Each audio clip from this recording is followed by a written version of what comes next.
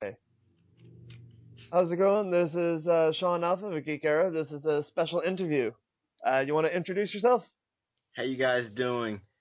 I'm Nation, coming to you with my man Sean Alpha here. Hopefully giving you guys a good episode today. Cool, cool. So, tell me what brings you onto the podcast anyway. Oh, What do you well, do in the convention scene? yeah, well, just I'm a cosplayer, I'm a photographer, I do a little bit of everything, so I try to get around. And every now and then I like to hop on podcasts and even record my own, so it's pretty good to help good old Sean Alpha here. Cheers, man.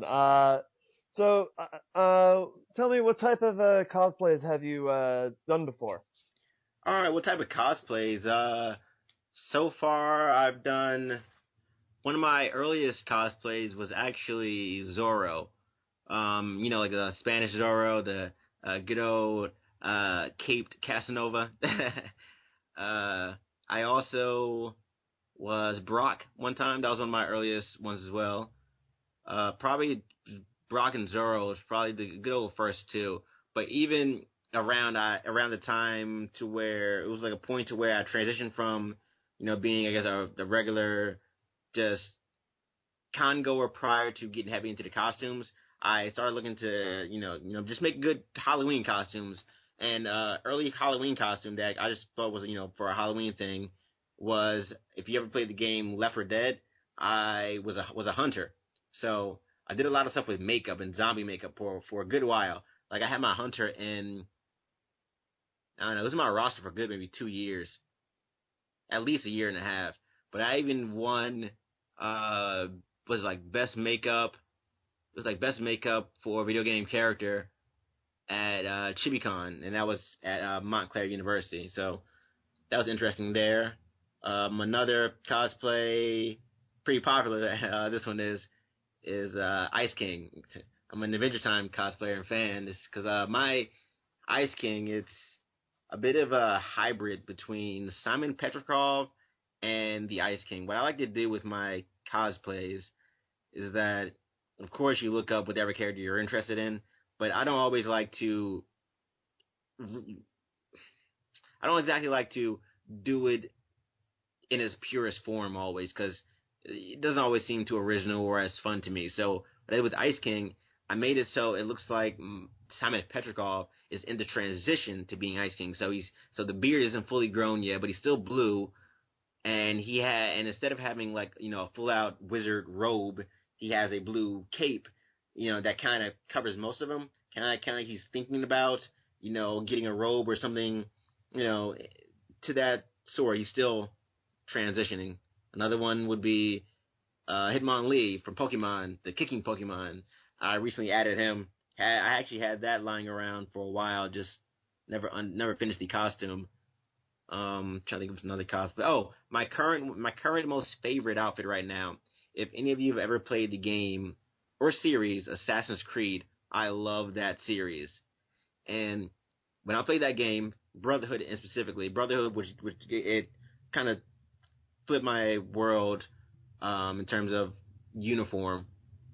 I didn't want to have a like I said pure form of, let's say, Ezio or Altair or even Connor or Nikolai. Just I didn't want to have a pure form of assassin outfit. I wanted to have my own. So going off of the Brotherhood, in the game Brotherhood, we learn that there are other assassins being trained around the world. Some are independent, some are with mentors, some are just a part of Ezio's extended circle. But each one of these assassins have a slightly different version or take on their armor. So what I did, I found a red and black assassin uniform jacket. I combined that with, if you ever seen the movie V for Vendetta, I took the throwing knives, the belt for that, I put that around it. I had a katana that I was going to use for martial art practice. It was a wooden katana, and a Mugen cosplay from Samurai Champloo.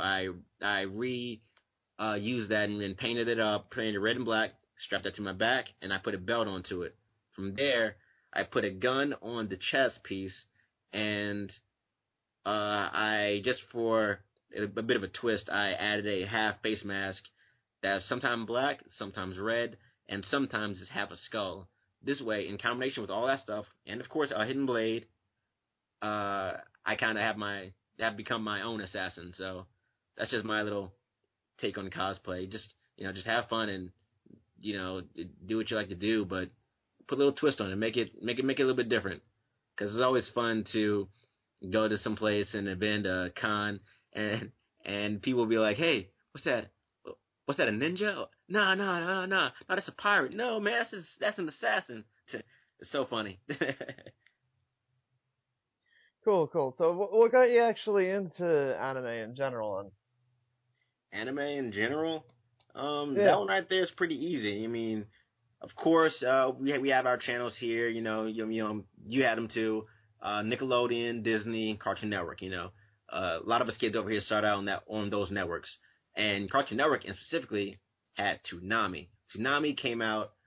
I would say I started getting into that when I was at least in middle school.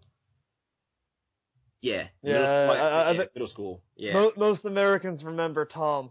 Yeah, right. It was like we grew up with that original small Tom form, and literally as we transitioned into our college life or college form, Tom grew up with us. Tom became full suit black slick biker almost. If you remember that, pretty badass. Yeah.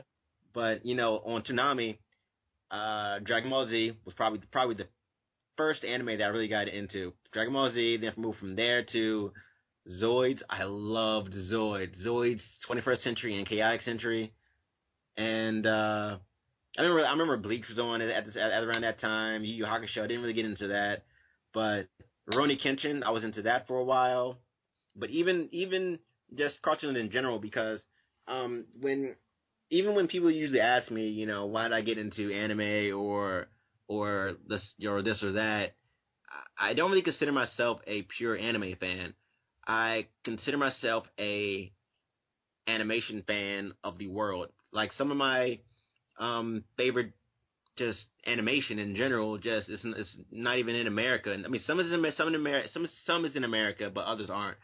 I would go from anywhere from as a kid and even now from let's say Samurai Jack one day to the Wakfu series in France. Everywhere from that to good old I don't know Metabots, but a little bit of everything.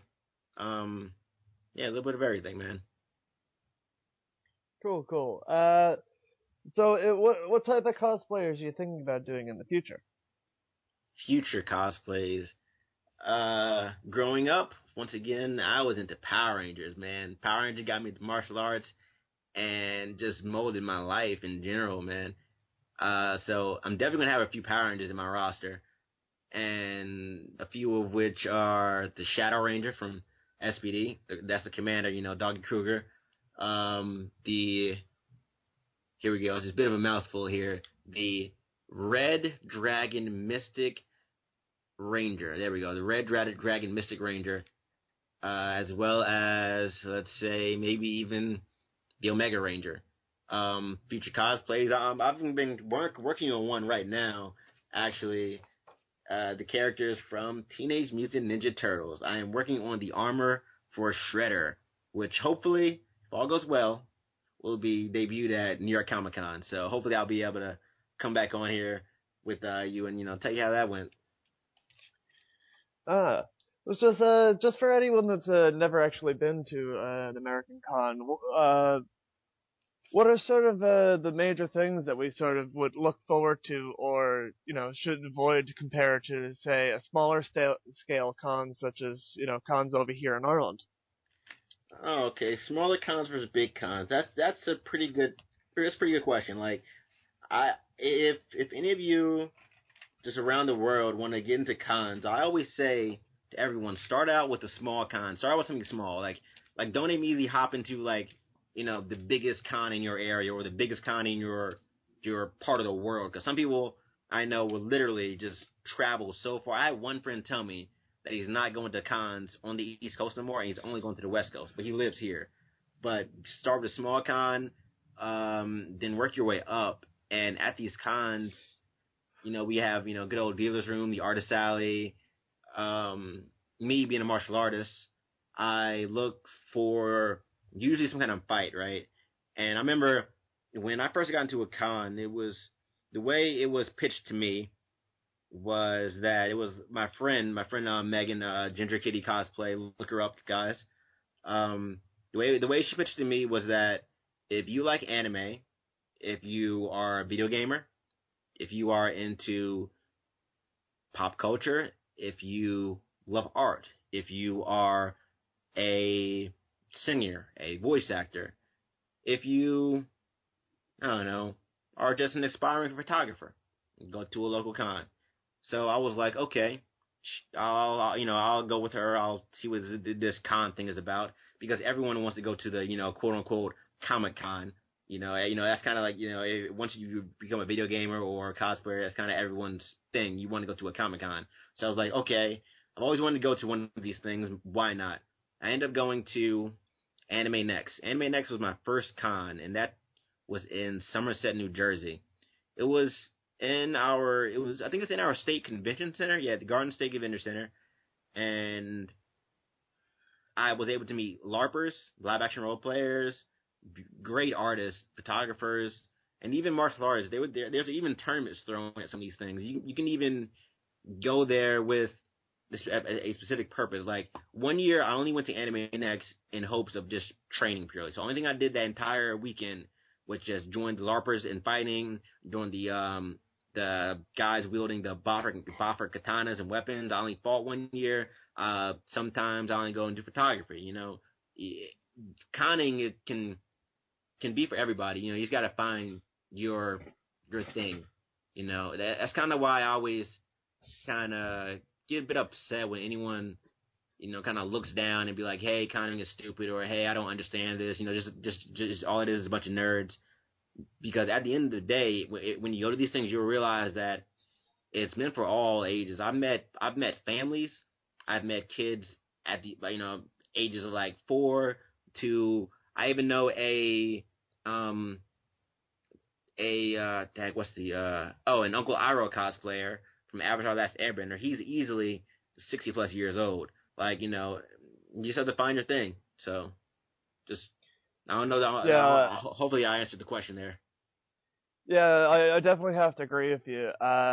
We just recently, after doing an interview with some of the people at UK PonyCon, which is more of a collector's small My Little Pony convention, and they had like couples that met at the convention and had their first child, and are going around with their first child at the convention. Yeah, right. It's pretty so cool. It's like they're, it is sort of. I know the bronies get a lot of slack, but this crowd, they're not bronies. They're in a fandom, and they're there to just enjoy the evening type of thing. That's all you got to do. Like I heard one instance of where someone was telling me like a friend of theirs got married at a convention. Like it's pretty intense. Oh yeah, but it's all a matter of rekindling your memories type of thing and making that little bit of special anyway. But what are sort of like the major problems that actually occur at American conventions compared to problems can of course just cause a lot of hassle for all parties involved. Like just let's say traveling, which is also why I say stick to a small con first, because at a big con, traveling times will almost always just extend everything. Like it'll even extend just time to the point of getting on people's nerves. And but like none of it may even be intentional. It may just be like all you're doing is walking from one side of the convention to the other, but the place is just so big, and you're waiting in lines or you're waiting to move from one area to another. That just frustrates everybody. So transit is a problem. I've heard a lot of people complain to me about rooming situations. So my advice to anyone getting a room at a convention is just that make sure if you're getting a room at a convention, if it's like your first time or even you haven't been to cons that often, try to go with, let's say, like family or close friends first, because like at the end of the day, if you're going with friends who you've known for years upon time, that is less shared. Some people will pack like 15 people in a suite. Like it gets and like that gets insane. In terms of like bathroom and where you're sleeping and luggage. So rooming could be a problem. Also problems with how should I say this? Miscommunication between con staff and a con goer or con goers. There has been instances. I'm pretty sure the same thing happens over there, to where let's say, time for a panel is changed, or let's say, a person doesn't get the right size table for an artist alley or the dealer's room that they thought, or let's say, just things aren't provided. There's lots of miscommunication happening at these things too. So I just say just start out small and just head to one of your local events with your good buddies. Why not? Just go have fun. Yeah, I think a lot of people might have seen some of the advertisements for Anime Next just from the Pokemon Abridgers when they Yeah. did their appearance there. Yeah. We have a lot of Abridgers actually show up for a lot of the Irish conventions, specifically. AkumaCon has a lot of our Galway convention has a lot of just a lot of Bridgers in general type of thing show up because it's just a very relaxed atmosphere. And, exactly. Anime Next, like I don't think I've missed it these past. All right, you know what? I did miss it one time, but out of the 4 years that I've gone, or 4 years that I've tried to gone, I've definitely gone 3. Like Anime Next is a chill con. Just like go to a small con. You'll learn a craft. You'll learn how to make some armor or your cosplay that you're interested in, and it's a good way to transition into the scene. Instead of being bombarded by the chaos of a big con. Like Otakon was easily 40,000 people. 40,000 people. Of course, things are going to go wrong for everyone, whether they were there or not. Just things and buttons are just get pushed constantly. So start out small. Yeah, that sort of brings us into one of the topics I wanted to talk about was MCM Expo is a British crowd from London that they started up a couple of so-called Comic Cons type of thing throughout the UK, and they've just announced 2 dates for Ireland. One over in Northern Ireland in May, and another one being in April in Dublin. The problem being that it's calling itself the first Comic Con in Ireland, which there already has been 2 already. Theoretically, there's been Dice, which is the the first ever comic convention, which started in like 2006, and that's mostly comic book artists and illustrators. And we actually had a Comic Con recently this year, the first one ever, where we had the illustrator from The Walking Dead. Wow.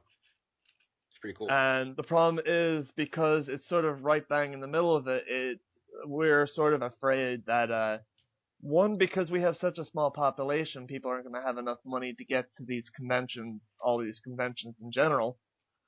And 2, we're afraid they're going to start taking up guests from other conventions, such as ArcadeCon, which is sort of it's the biggest convention, but it's also the most non-commercial conventions type of thing. I mean, but do the times of these conventions overlap? Because the stars could easily do what they do here and kind of like do a convention tour, See, because it also clashes along with the English conventions as well, because okay. ArcadeCon is the same weekend as London Comic Con. Wow, well, that's not good at all. Yeah, see, this is sort of the problem that we're sort of coming up with in the Irish convention scene. Some of the smaller conventions, they'll sort of get away with it because of the time, like AkumaCon is this set in January. They're sort of always alright, but there's another convention that's just in its first year running called KazuyaCon.